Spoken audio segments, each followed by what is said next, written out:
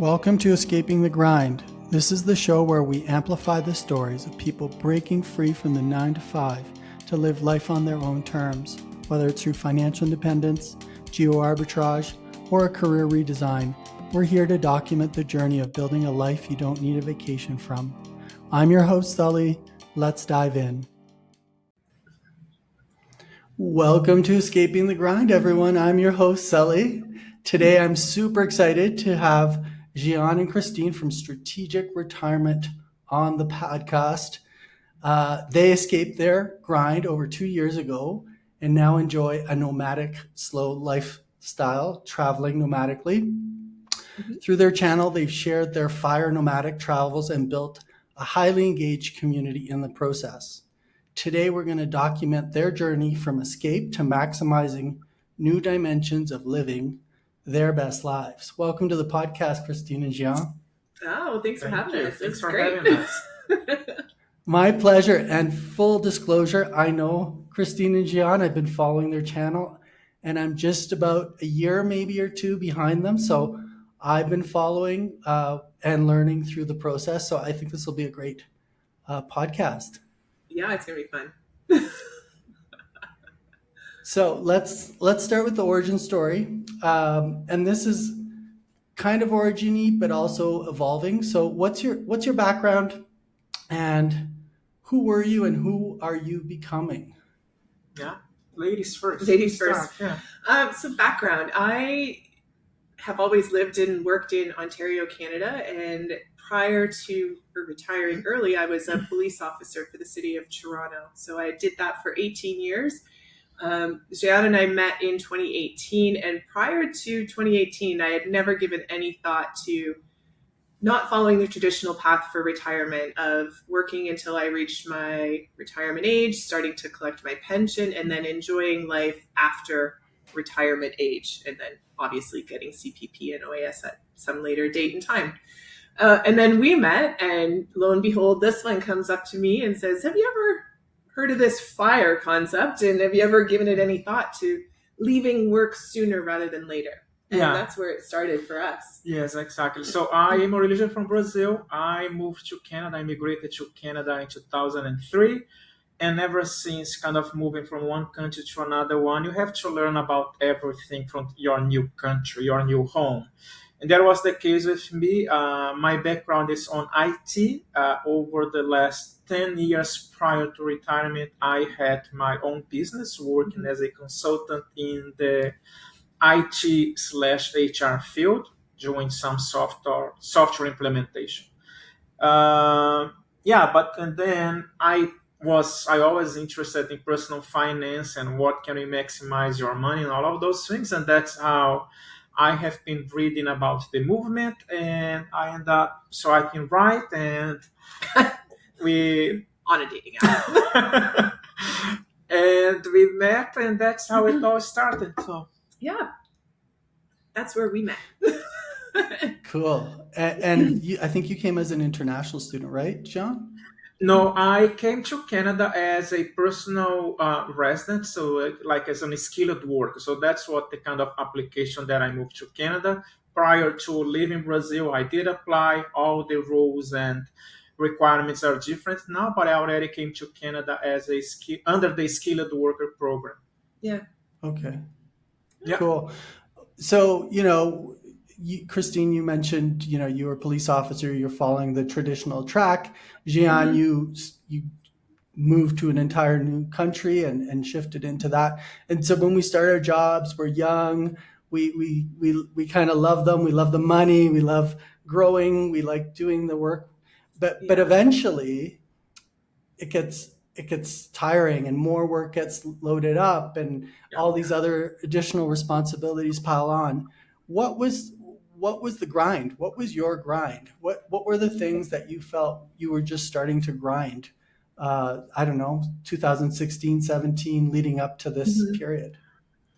Yeah, well, I guess it was just a number of years. I have been, even though I look young, I'm not that young, so it is just a number of years, and you see like the family and what the family was going through, and especially with my dad kind of retiring early, not retiring early, retiring or like the regular retirement. And after that, he ended up passing away really young. And I always thought that this is not something that I wanted to myself. And the grind was just working extra hours, being a consultant, you're working with managing projects, you have like really number of hours of every day. And I was just tired of that, like the meetings and all of those things. And I thought it was not worth it anymore. Yeah. And I think part of our reason as to why we did this, so Gean mentioned his father passing away shortly after he retired. And then the same story, unfortunately, was with my mom. She retired at 65, and 2 or 3 years after she retired, she suddenly passed away as well. And I think just by nature of the work that I did, life is uncertain, and you just don't know what is waiting around the corner for you on any given day. So we made the decision that we didn't want to wait to experience life until after traditional retirement age. And we just set about making it happen, that we could leave a little bit earlier. For me, my job was stressful. I'm not going to say it wasn't, but I really did enjoy my job. I enjoyed the people that I worked with. It just got to a point where the job was a little too stressful for me. It was having a negative impact on my mental health. And so we decided that sooner rather than later, we were going to fire. And our original goal was 2028, and we made it happen in 2024. Yeah, so interesting. I loved my job too, many aspects of it. It was super excited when I started, but there was just times where you were just, too much piled on. Then it ripples through the rest of your life. Maybe you are sleeping less. Now you have less energy. Maybe you're less likely to go out and socialize. All of these things. I just consider that all part of the grind. And similar story as well. My mom also passed, I think, 2 or 3 years after retirement, and she had a great career, and she was a nurse, so she was super healthy. And so, so is mine. right? Isn't so it does kind of hit home, and you're going, well, why work all this time if this could happen, right? So that's totally fair. You've kind of already alluded to this, but maybe we can expand on this. So your original goal was to pull the trigger in 2024, in 2028, but you pulled it earlier. So what was the specific moment where the math became less important than the time you were losing? Was it that what you described, or something else, or a combination? I think it was a combination of everything. So we had chosen, excuse me, sorry, I'm getting over a little bit of a cold. 2028 was the original goal because that's when I was going to turn 50. And that's when I could retire early and still leave my money in the pension plan and be able to start collecting a pension. I think 2024 came about, one, because we started to learn more about investing. We started to put our money into places that really started to compound, and we could see the results more and more. And as we became more knowledgeable about investments, we figured out ways to start investing even more of our capital into the market. So we started to see the compounding effects and the dividends starting to come in. And we started to realize that we may not need to wait until 2028. And what does that look like if we don't wait till 2028? And by 2023, we knew the numbers were going to be on track, and we ran them again in 2024, and we were good. We didn't need any more money. We didn't need this giant pile of cash sitting there. We already knew we were going to be fine from that point till whenever. Yeah, and maybe we don't have kids, which it kind of helps. And, but having kids, you have extra things that you have to think about it. So it was easier, double quotes, for us to reach the number. But also thinking about what kind of lifestyle we wanted to have, and what are some of the things that you have to stop doing, and how can we concentrate on other things that is going to lead us to live the life that we're living now, right? As we all know, with jobs and everything, and having the money and all the money available for us, but what else can we do? What is the next step that you can do that to make the transition from 28 to 2024 early? And that's basically what we did, and we worked hard for that, right? having two jobs and saving more money and being smart about the decisions on how the money works and some of the strategies that we could implement to make that happen, right? Yeah, I mean, like Jean said, we made decisions. We, excuse me, we had a rental unit in the basement of our house, and we thought, well, if we're downsizing anyways, it makes more sense to earn more money by renting out upstairs, and we moved downstairs. So we just made conscious decisions and changes in our life. Still lived a great life. We still traveled. We still enjoyed ourselves while we were attaining FIRE. But we made decisions that allowed us to invest even more of our capital. Yeah.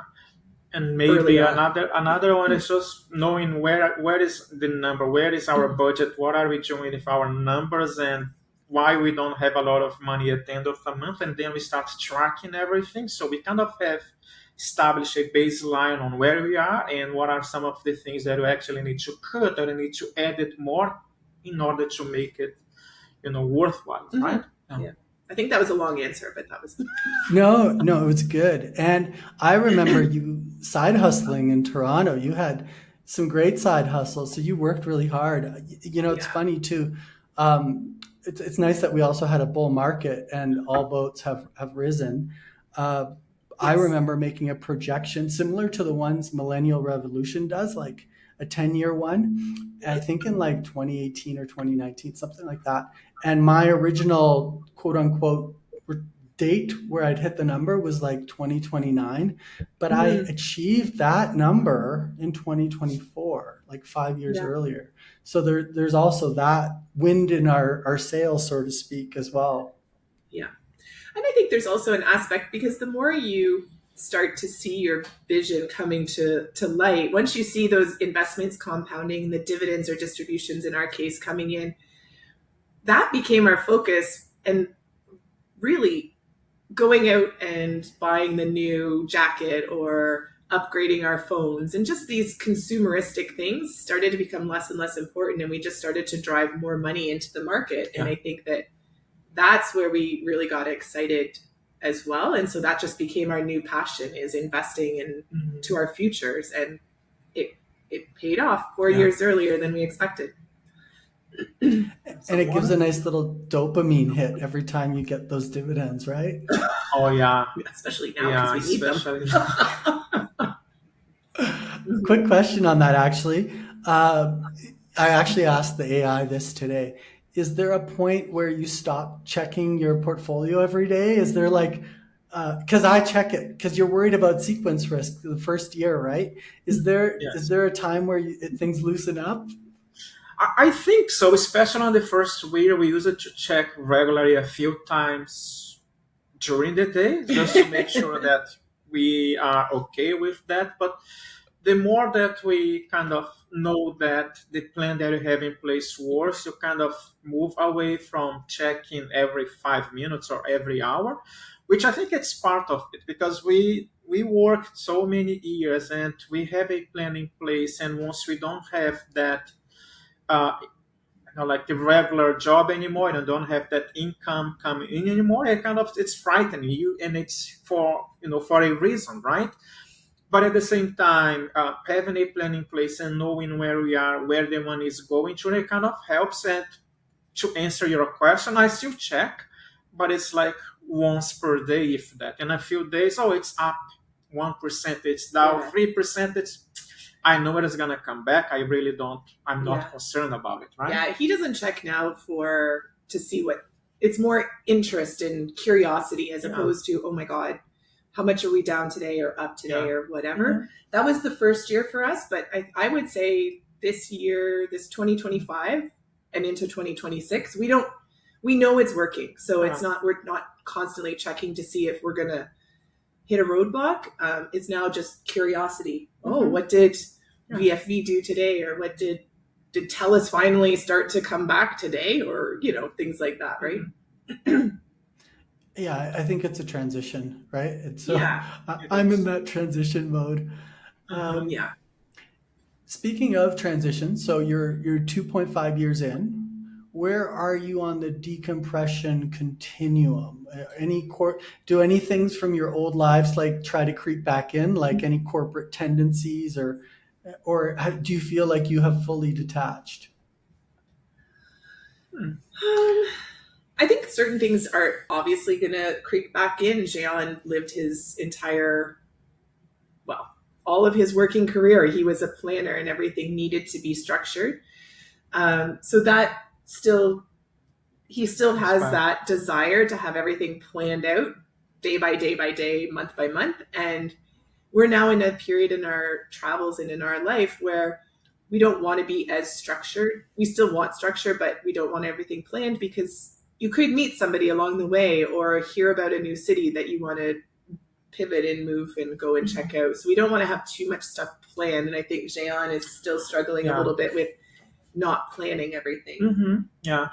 I guess that would be the main point, right? On the first year, we basically had planned out whatever we were going to be throughout the year, which we did. It's good because you think that you are in control, but at the same time, as Kristine said, you are missing out. Oh, we have to now move to another city, but this one we kind of like it, right? What we are trying to do now is I have a little bit of more control, which is having a few, baselines, and we want to be to this place on this specific time, and we plan in between where we wanted to go or not, right? Yeah. But I think that will be like the main one. Being a project manager, budget, time, and all of those things, they still play a role on me, but more and more being, separated from that. Yeah, and I think just learning to be okay not being busy, because you spend so much of your adult life since we were 12, 13 years old, your life has been so busy, whether it's school or work or sports or anything like that. Not having to be busy during the day, it's a new skill that you need to relearn, right? Like it's a hard one to get your head around sometimes. Yes, that's true. And having a cough drop something. All good. No, you're unwinding your identity, right? We become one with our job, especially if you do it well. And so there's just things that make us twitch. Your planning makes you twitch, Jean, and that's okay. There's going to be a little bit of twitching. And I mean, I'm trying to not divorce, but get unwind that old melding with the old role. And something I've noticed, and I'd be curious to hear your thoughts. I find like the more my wife has said this actually, the funner you is back, right? Because you become more who you were when you were younger, or maybe a mix of the younger you when you weren't so serious about work, plus the knowledgeable you. You know what I'm saying? Like it's an interesting new world. Yeah. Now you have the time to be able to find your new passions or revisit your old ones and really settle into that and enjoy it. And I think the more that we get out of the grind of working and into the whatever it happens to be that we truly enjoy doing, that's the fun us, same as you, is starting to come back out. Yeah. But at the same time, yes, it's hard, but as it is a process, right? So we were so like on the hamster wheel all the time, and all that we knew, our identity was built on how many hours have you worked today. Are you working extra hours? Are you checking your email after work? Are you starting your week on Sunday afternoon looking, okay, those are the things that I wanted to work on this week. So the more that you kind of separate yourself from that, and you see there's life after work, and this is like the fun thing that we started incorporated more and more, right? So yeah, so cool. I want to go back to something you guys said in one of your videos, and it really made me think, but I want to get your take on it, maybe expand on it a little bit. You mentioned you took a vacation from each other during one of your destinations. Yeah. What does that actually look like in practice, and how do you decide how to do it? So I'm asking this because I'm going to be spending a lot of time with my partner soon once she pulls the trigger, right? So I'm really curious about that part. And if you think about it, work used to occupy all that space. So, we would only get after 5 p.m. to 9:30 p.m. and maybe a chunk of the weekend when we're done chores. So this opens up a new world. So I'd love to hear how you guys have navigated that. Yeah, it's actually something that we're trying to incorporate more into our current situation because we're together 24/7, and quite often we're in hotels or in a small airplane or something like that, right? And we do everything together, really, because we are who we know as we're traveling around the world. We have started to meet some other really fantastic people that, I'll go out for lunch with some of my friends that I'm now meeting around the world and stuff. But for the most part, we're together all the time. So it's not like I can share what I did at work today with Jean over dinner. Well, we did exactly the same thing. So we go out for dinner and we're on our phones, right? You need to have some separation so that you have different stories to share with each other. Plus, you need your own time to decompress and just do what you want to do and hang out with your own friends, or sit in front of the TV and eat a bowl of popcorn and not have to worry about conversation with another person. And that's okay. I think that's a normal thing. So we're definitely starting to incorporate that.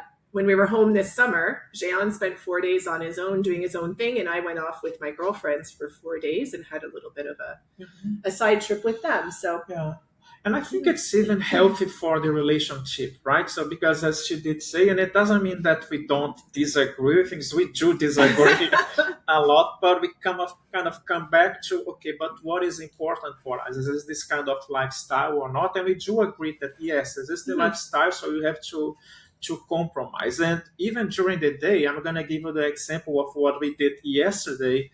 We got up and we had breakfast together, and we were just doing some planning, and this is part of what we do during the day. What are some of the places that we wanted to visit? How can we get there, and stuff like this.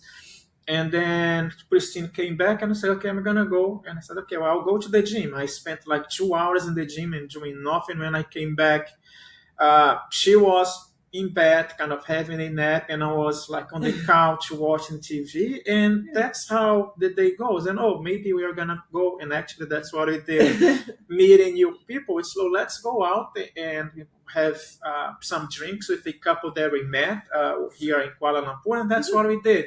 So it basically is how we structure our day. The separation is good for a few days, yes, but even during the day, we do those things ourselves, where I go for a walk and she wants to go to the gym. So there are things that we can do, and even within the same room, and it goes back to what we used to do back home. I love soccer, so I would go and watch my soccer plays, and Kristine should go and watch something else, and it's different. I guess it's more of part of a communication on how you wanted to address.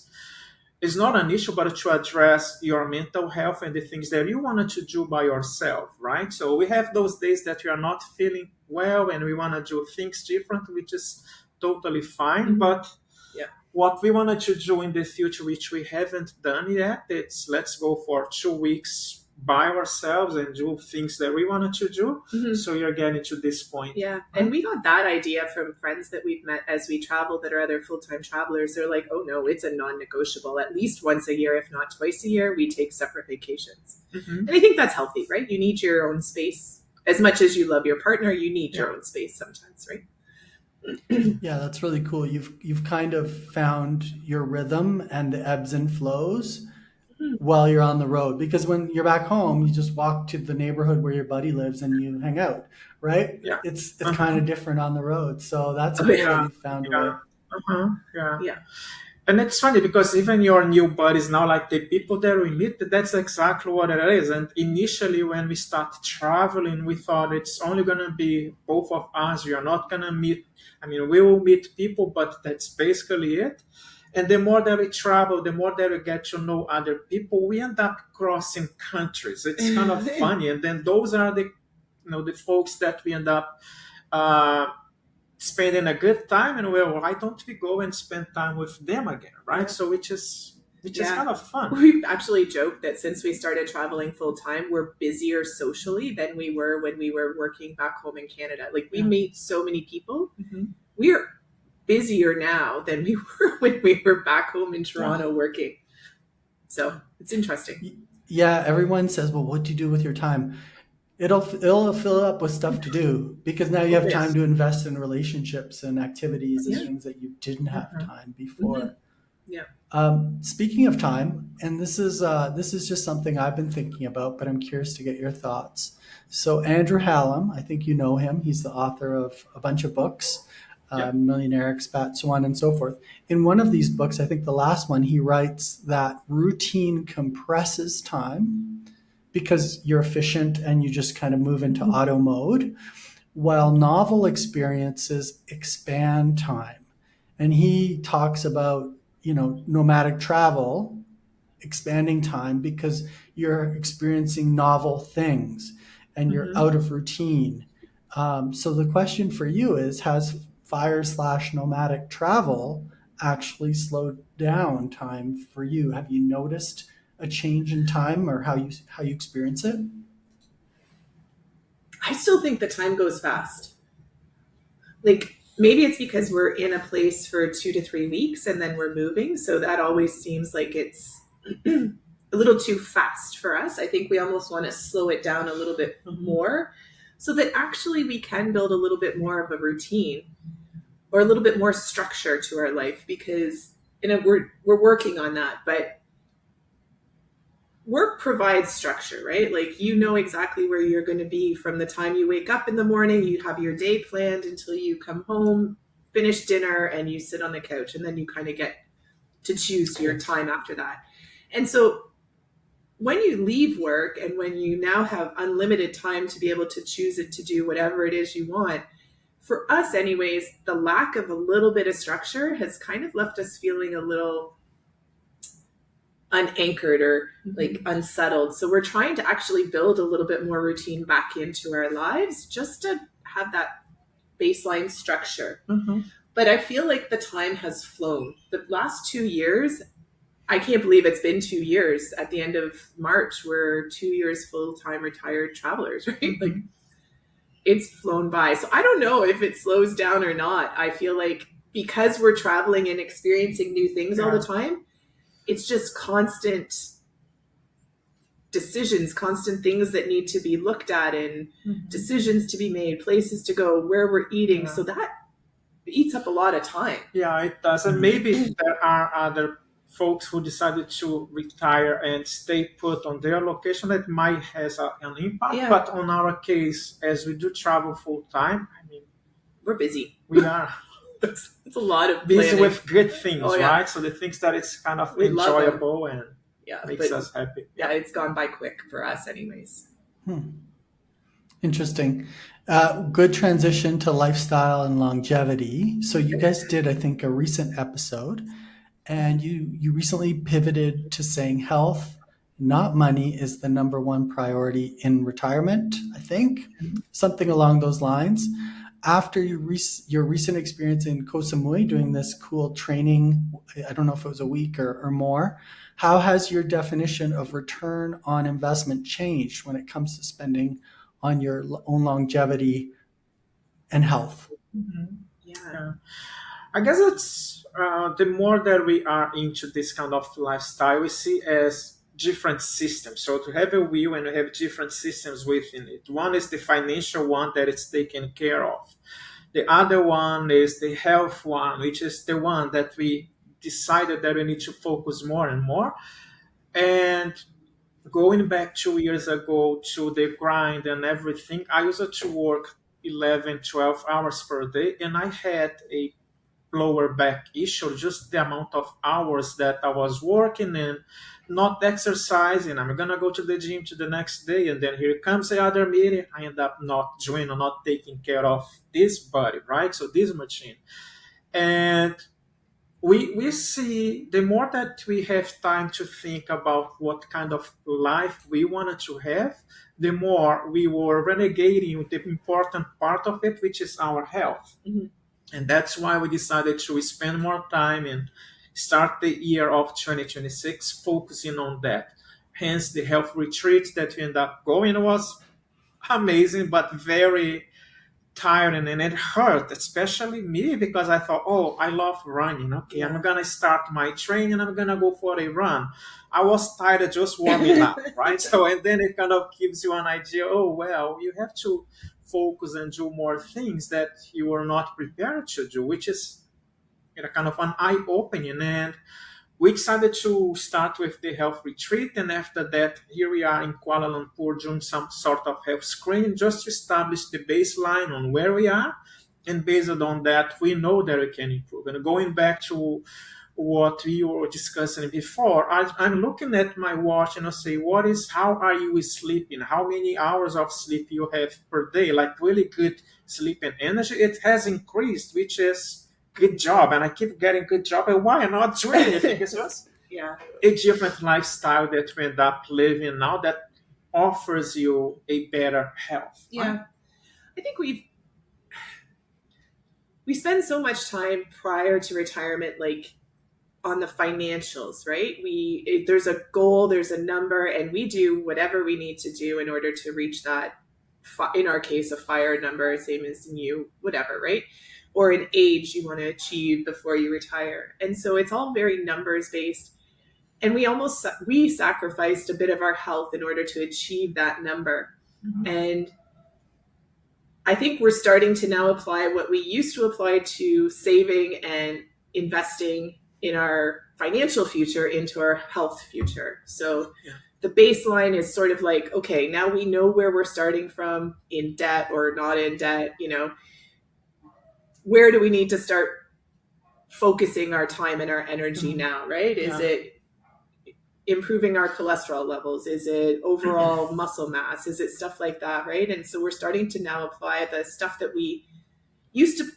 the energy we used to put towards investing in our finances, we're redirecting it to our health, because at the end of the day, we can have all the money in the world, but if we're stuck in a wheelchair or we can't climb a flight of stairs to go and see a temple that we would love to see, the quality of life isn't there. And we want to live a really high quality life for as long as we're able to, right? Yeah. And so that's our new focus, is making sure that we're investing in our health now, and we are putting financial resources behind that. And one other thing is, we always blamed a work for not letting us go and live a healthy lifestyle. And in the first year of being nomadics and traveling, we had all the time in the world to focus on health, and we end up not doing the way that we should. And then that's, one of the things that we wanted to do more, no matter what. I mean, we don't have cars, we take public transit, but most of the time we walk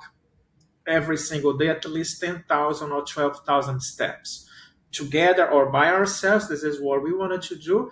And as Kristine said, especially in longevity, I hate going to the gym. I used to hate, maybe that's what I should say.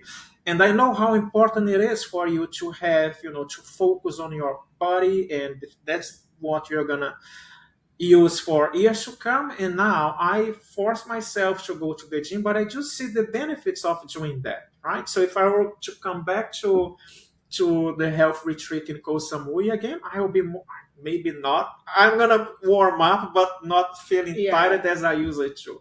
So again, it's always a process, but with so many benefits, right? Yeah. So this year we focused some cash, like finances specifically. So the retreat was a bit of an overage to our monthly spend, but we see it as an investment into our future. And the same as the health screenings that we've done here in Malaysia, they're an over the budget line item, but at the end of last year, we increased our annual budget just so we knew that we could incorporate more of this healthy living and focused lifestyle into our plan for this year and moving forward into the future as well. Yeah, that's really cool. As I listened to you, I wrote this down: reality check in Koh Samui, data audit in Kuala Lumpur, and now moving to put some money behind it, right? So that's really cool. Yeah. I'll just share with you my approach as well. I've made it my top priority in this transition period. I have a pool in my building, so I go to it regularly. So there's very little friction between me and the pool, and there's a steam room, which is fantastic. But and I live on top of a big mountain, like it's like equivalent of 46, 47 floors up. And at the bottom of the mountain, there's a big shopping mall with a great gym in it. I used to take the bus down and up. Now I walk down the mountain. And I think 8 out of 10 times I will walk up the mountain and I get to see the data on my little Fitbit of my heart rate jumping up and my cardio load jumping up as I climb this big mountain. And it's a beautiful walk. It's lush, Yeah. it's tropical. There's a view of this beautiful valley city. So I've structured it into my daily life. And I think that's a key part of success is structuring it into that daily part of life. So it's like atomic habits. You build the habit in and then you become someone who does that, right? Sort of thing. True. 100%. Yeah. That's true. And we're even doing it when we're looking for places to stay. There has to be a gym or a park close by, if not in the, like a gym in the building, or like a pool with sauna and things like that. Mm-hmm. We're now making conscious decisions that reduce the likelihood of us saying, oh, it's too far to go today. Or if it's in your building, you have no excuse. Like, That's true. you just have to take an elevator down to the gym, do your workout, and you're done, right? So we're trying to decrease the chances of us saying, oh, it's too far, or I can't do that today. We really have no excuse anymore. No. And I think the type of person that's going to be looking towards early retirement and financial independence, very type A driven individuals, right? So for so many years, we focused on the finances and getting there. Now we just have to direct our attention towards our health. And I think as soon as that becomes the focal point, a lot of us type A personalities are just going to like full steam ahead, kind of like you're already doing now with your own health, right? So and it goes back to what you were saying in terms of ROI, right? So I'd rather invest more money, which we know that we are going to be okay. Yes, I'm investing more, but the benefit that it kind of brings health-wise, it's compounding. Yeah, it's right? compounding. It's just a different compounding in your health as opposed to the financial markets, right? Yeah. 100%. Any countries that you've noticed that are better enablers for this kind of lifestyle as you move through countries? I guess each country you're going to end up finding the place that you will visit and you're going to fall in love, right? So we went to Argentina last year and we spent some time in Buenos Aires, which is lovely, lots of parks and everything. And we end up spending some time in Mendoza. So if I have to pick both of those places, I'm Christian, and there's wine, in both of them. Mendoza ended up winning but we were, if you do remember, we were close to a park. We were close to the environment that we kind of liked and hiking and doing all of those things. It doesn't mean that we don't find that in Buenos Aires. We do, but the region that we were in, and there is of course more people, more traffic, more pollution as well. So there's also the other side, right? So I would say Mendoza will be one place that will come and back. Even Plovdiv, I think each city is going to have areas that are more, you're going to see people out running and gyms across the state. I think anywhere is, true. Everybody everywhere, there's tons of healthy people, but there's a ton of unhealthy people. I think it just comes down to personal decision. And you can make anywhere as healthy or unhealthy as you want. That's true. I think. Even here where we are in Kuala Lumpur, it's not so walkable. So to get out and go for a really long walk, one, it's super hot, and two, it's just not conducive to that. However, we have a gym and a pool in the building. So, you know what I mean? Like, I think it's not so much country-based, it's just individual-based. If you're going to make the decision to do the work, then I guess it's more and more mindset on what is your priority now, right? So no matter where we are in the world, if you have to exercise, if you have to do something, you are going to do it. Yeah. In our case, it took us a while, maybe still like baby steps, since we are on month 2 of our new life. But we make it happen. It was hard in the beginning, but I go to the gym now and I told Kristine, well, once we finish this, I want to go back again because I see what are the benefits of doing that, right? Yeah. I don't know if that answers your question or not. No, yeah. And I'm just reflecting because earlier last year, I did a little bit of a whirlwind tour and I spent a month in Vietnam and I spent about 12 days in Philippines. And I found I was way healthier in Vietnam just because the food was healthier. Yeah, I found the food not so healthy. So that was interesting. And in Vietnam, you could get really high quality gyms for a really reasonable price. I think I signed up for like California Fitness, and it was this beautiful facility. So it was kind of motivational, where I Yeah. struggled to find that in Manila, but I don't think I was in the right place in Manila. So it could be what you're saying, like how you plan and structure around it. So I was just thinking, is there places that are more conducive? But you're probably right. It's probably how you structure where you are. That's true. Right? Yeah, Yeah. yeah. We're really trying to find those the combination of an outdoor space, because we love being outside, with the facilities being very close by, right? So and even here in Kuala Lumpur, I could say that we could fall into eating butter chicken and nasi lemak every day if we wanted to, but we do still, even at a buffet, we'll go to the salad section first and really just hunker down on the salad and the protein, and just save those splurge type fun meals for once a week or something. It's really, for us anyways, it's more of a mindset shift and a daily decision making, rather than letting our minds think we're on vacation 24/7 and it's a free for all at the buffet kind of thing, right? Yeah, well said. You gotta like retrain your mind while you're on the road. Yeah, because for so long when you're traveling, it was vacation mode, right? Like, I'll work on that when I'm back at work, right? Well, there's no work to go back to. This is now our daily existence. So it's not a full-time vacation. It's you have to be a little bit more regimented. Intentional. Yeah. Yeah, and speaking of maybe slowing down and spending more time in one place, I think that's a shift you're leaning towards. What does that mean for you? So staying in place from a, I don't know, cultural learning or understanding perspective, when you slow down, do you feel like you get a better handle on the culture or experience it or have time to make a bit more connection because you're not picking up and going? Maybe someone in the neighborhood sees you every day, nods, and you have some better interactions than maybe a tourist who's just there for 2 days. Have you noticed that or experienced that? 100%. I think that the longer we stay in a place, like I'm sure you experienced it too, right? You find, if you're there for a month or so, you find your coffee shop that you like to go to, and maybe you go there a couple times a week, and so they already know who you are when you come in. Same with the grocery store or the laundromat or wherever you happen to be, doing your regular chore-based life. These people get to know you, or a neighbor in your Airbnb, like they recognize you.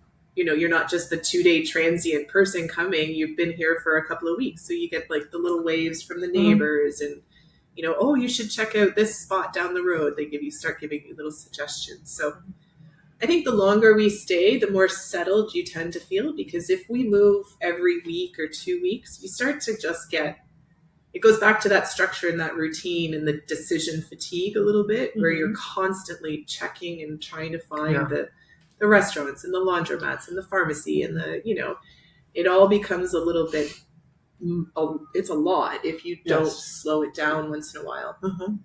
I think, right? Yeah. We're trying, but we're not doing very successfully. But we're still fast. I guess it goes back to on how you structure and what we are planning to. So we know that this year we're gonna go back to Brazil and you're gonna back to Canada, which as a result we are gonna spend more time on those two locations. It doesn't mean that since we are here in Kuala Lumpur, we are gonna move to another area of Malaysia. And then we decided, well, maybe we can kind of go fast a little bit and trying to hit a few places, but it is not like a 1 day or 2 day. It's gonna be at least 5 or 6 days before moving to another one. And by the way, this is really, really fast. For us anyways. For us, this is really fast. Yeah. But we kind of find, okay, maybe we can go fast and we can kind of reduce the pace a little bit, and we try to adjust. Find a happy medium. Yeah. Cool. Let's talk a little bit about community. I interviewed Julie Rose. I don't know if you've heard of her, but she's an interesting gal. She's nomadic. She's barista-fi. So she basically quit at like 500K and started traveling, built a presence, and everyone started to ask her, hey, can we come? And so she turned that into a business.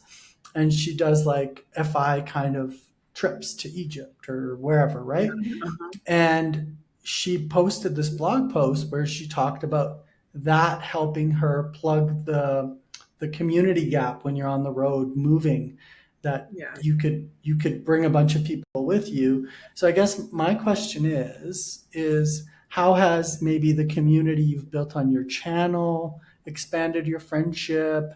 What's the nexus between that and traveling? And how do those FI friendships, or let's call them travel friendships, differ from maybe your original friend groups in the past? Yeah.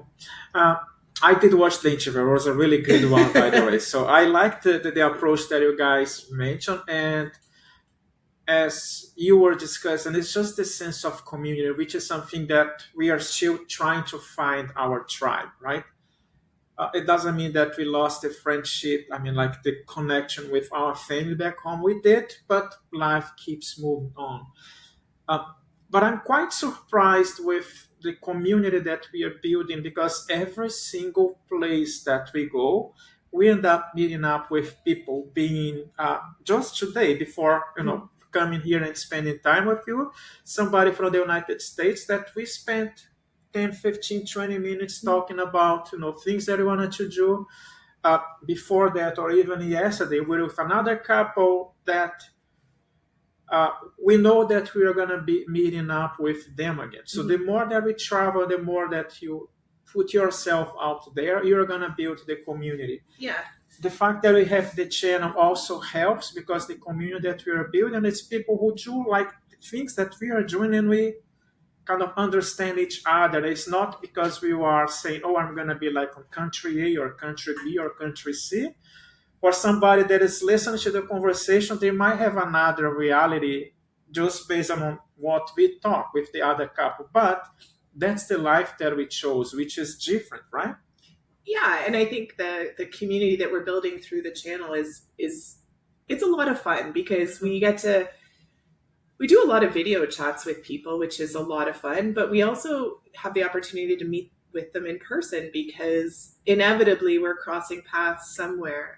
We met a lovely couple from the channel, Frank and Kim, in Bulgaria, and it turns out that they were going to be in Chiang Mai at the same time as us, so we got to spend more time with them there, and we're going to cross paths probably in Brazil as well. And we're finding that more and more the channel is providing us new people to meet up with as we travel through the world. Yeah, and it's kind of nice, because people know where we're going to be, so they'll send us a quick email like, oh my gosh, you guys are going to be in Indonesia. Where in Indonesia are you? And these places aren't huge, so you can make it work.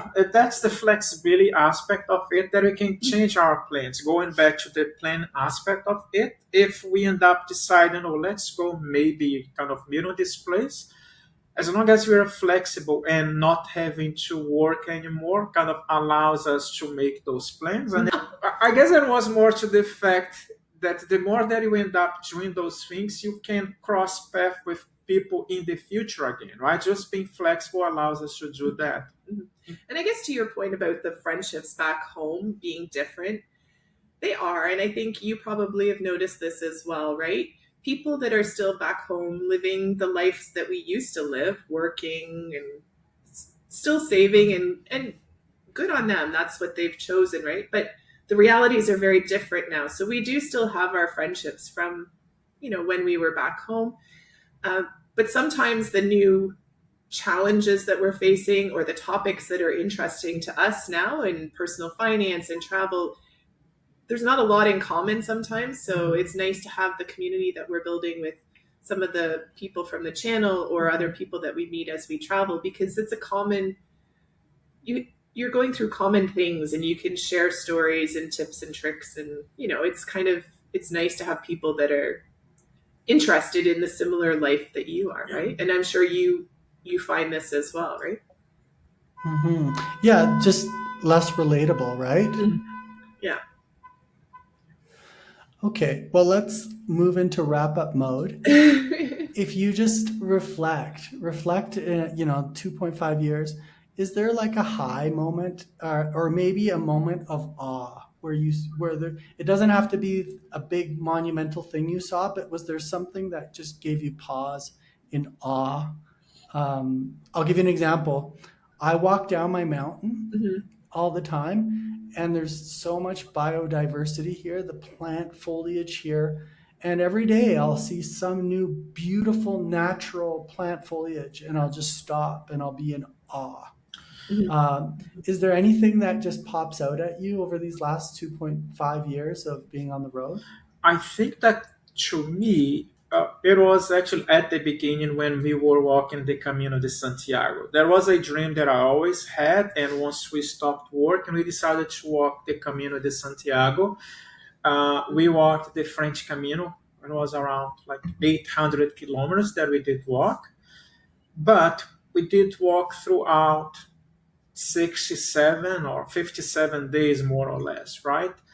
And as you did say, the more that you walk and you have the time to yourself to just appreciate what you have around you and sometimes even stop and look back, it's just the beauty that you have around us. And it's people living totally different lives, but at the same time having the same goal, which is ending in Santiago de Compostela in different sets, in different paces. But I think the Camino for me was like the awe moment. I don't know about you. I have them. So the Camino is very special. I completely agree with Jean, but I find that every once in a while it'll be, and we've said this a few times. So we met with a friend also from Toronto who's fire, and we met in Athens, and we went for a drink, and we turn around and there's the Acropolis at night sitting on top of the hill, all lit up. And we all just looked at each other and we're like, I can't believe this is our life. Like this is what we get to do. And we get to meet in all these fantastic places. And we met with him yet again here in Kuala Lumpur on another rooftop, and again saw the Petronas Towers at night all lit up. And we just, still to this day, those types of moments, sometimes I just sit there and I think, I can't believe how fortunate we are to live the life that we're living. We put a lot of hard work into it, but now we're reaping the rewards of that. And I'm very grateful. At just little moments, every once in a while, I stop and I'm like, wow, this is our life. And I'm very excited. Yeah, and if I may add one more, when we were in Chiang Mai this past year, we were with Kristine, celebrating Kristine's birthday, and our friends, they came from Toronto to spend time with us, and we were at the Lantern Festival in Chiang Mai. It rained like crazy before like the ceremony, once they just saw like the balloons, and it was the first time, and it was really dark, and the monks were enchanting, and we kind of just hear what they were saying, and it was time for them to just let the balloons go, and you look at the sky and you say, holy crap. Yeah. It's just little moments. Every once in a while, we just turn to each other and we're like, this is unreal. Like, this is our life. And we're very fortunate, I think. So sometimes it's the big moments, but sometimes it's just those little tiny moments too, where you're very thankful that you're where you are and have achieved what we have achieved, Yes, right? that's true. Amen. I think that's a great place to leave things. Gean and Kristine, thank you so much for sharing your journey. I really enjoyed our conversation. Where can the audience find you or your content? Yeah, go ahead. I guess that's the main one is going to be on our channel, which is Fire Go. So it's youtube.com/fire, F-I-R-E, we go, so G-O. So that's when we share our journeys prior to retiring, still in the grind and trying to find the ways to make money, to save money, to invest money. So it's a good point because we talk about everything, all the drama, working and grinding, and then what we envision in our life. So everything is in there. And people were saying this is not going to be possible. You guys won't. You come back to work. And it's been almost 2.5 years, and I don't see ourselves going back to work anymore. Yeah. So the channel is probably the best place to find us. We're really bad on Instagram, but we are also on Instagram. And there's a blog, which we're also really bad at updating, but you can find us all there. Awesome. Well, we'll include those in the show notes. Thank you again, Kristine and Gian. And thank you to everyone tuning in. If you enjoyed the episode, you know what to do. Share it with someone who will be inspired, please. They're craving it out there. Until next time, we'll talk soon. All right. Bye. Take care. Bye.